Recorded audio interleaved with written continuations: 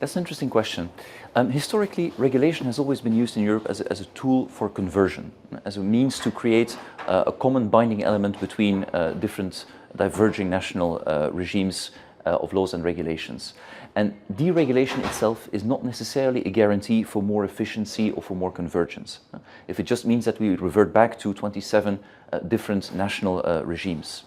On the other hand, if simplification means creating better rules that are more simple, more easy to understand, less burdensome, that create less waste, then absolutely simplification is the right way to go.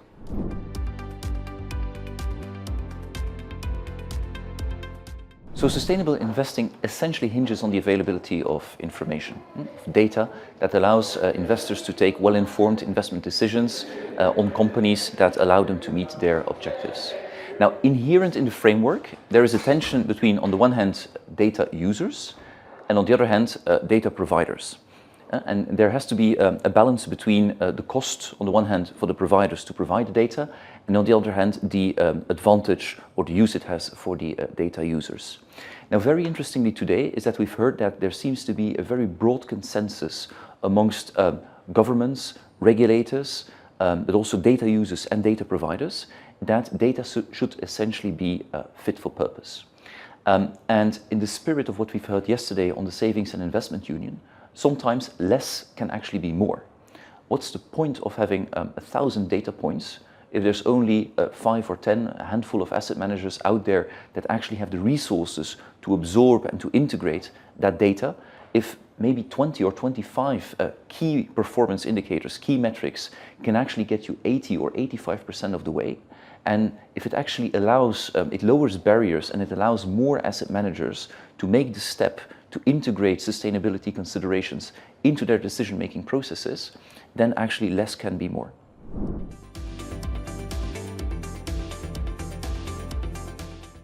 So I think it's very important that we realize that Europe actually has a lot of cards to play. We are a big continent with 500 million highly educated people and an economy with a GDP that puts us on par with the United States and China and well ahead of other geopolitical players on the worldwide scene.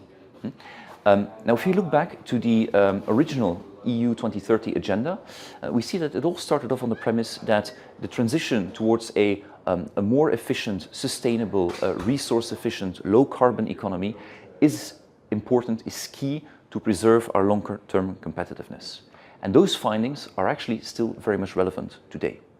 Now, if you want to achieve the right balance between our commitment to sustainability and, on the other hand, our long-term competitiveness, we need more than just one thing. We need cheap and abundant energy. We need young and ambitious, bright people who see their future in Europe. We need optimism, we need ambition, and we also need deep and integrated capital markets.